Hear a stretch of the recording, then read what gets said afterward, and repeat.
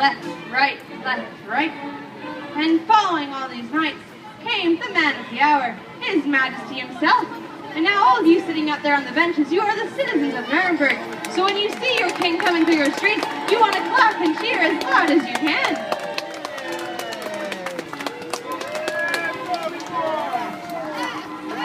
The king reached the center of the city, raised his arms in the air and said, "Ladies and gentlemen, this year, the winner of the singing contest will receive a prize unlike any other.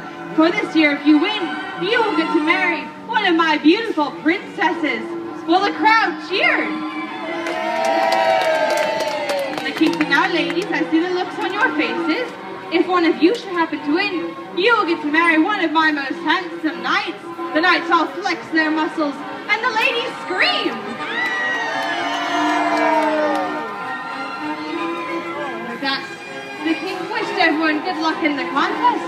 He waved goodbye to all of his subjects and began to return back to his palace, where he and his sons and daughters had a magnificent feast and began to prepare for the contest. Well, the entire kingdom was a flurry of excitement, and why no one wasted any time preparing for the contest. Why, the burghers were all so excited, they ran out to the center of their village as fast as they could.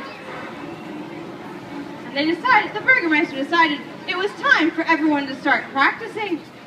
So, this is what they sounded like.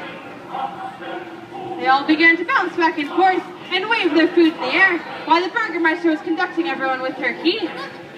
And so everyone was so excited they began to bump their food together and spin around in circles. Now, this might not be the kind of music that we listen to today, but I promise this music was ever as popular back then as the stuff you hear on the radio is now. Soon, it came time for Clotilda's big solo. She stepped forward, she spread her arms wide, and everyone froze to listen to her sing. But as she opened her mouth, out came from the horizon a high female voice. Well, the burgomaster, she rushed over to Chloe, held her hand up to her mouth and said, "Chloe, is that you singing so pretty?" Chloe shook her voice and said, "No, Mama, that's not me." Well, the burgomaster said, "Well, we're going to have to figure out who's making the sound and catch her, or she might win the contest instead of you." So the burghers rushed back to their homes as quickly as they could, and they all gathered up their favorite fishing net and snuck down to the singing meadow. And who should be singing but the gold-hearted shepherdess? The birds perched on her shoulders. But the burghers snuck up from behind. They threw the net over the shepherdess, and the shepherdess screamed. They took her gently by her elbows and led her all the way back into the burg, where they locked her up in the burgomaster's wine cellar. And her song grew very sad, but she wasn't the only one in the kingdom who was sad. For the king was pacing through his corridors and began to realize he might have made a terrible mistake in this year's prize. He walked out to his balcony, and the king burst into tears. Great loud sobs, Your Majesty, let it all out. Well, his princesses came rushing over to their father to see what was the matter. And they said, Papa, why ever are you crying?"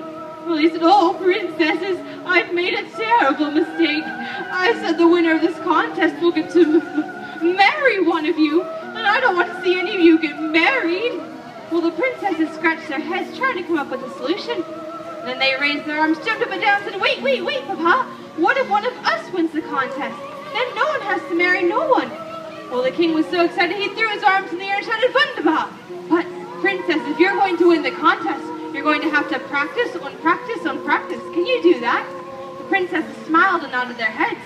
And so the king scooped up his robe and went skipping back to his room like a happy schoolboy.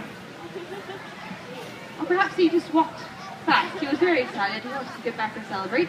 Well, the princesses, they wasted no time. They went running down to the singing meadow. And when they got there,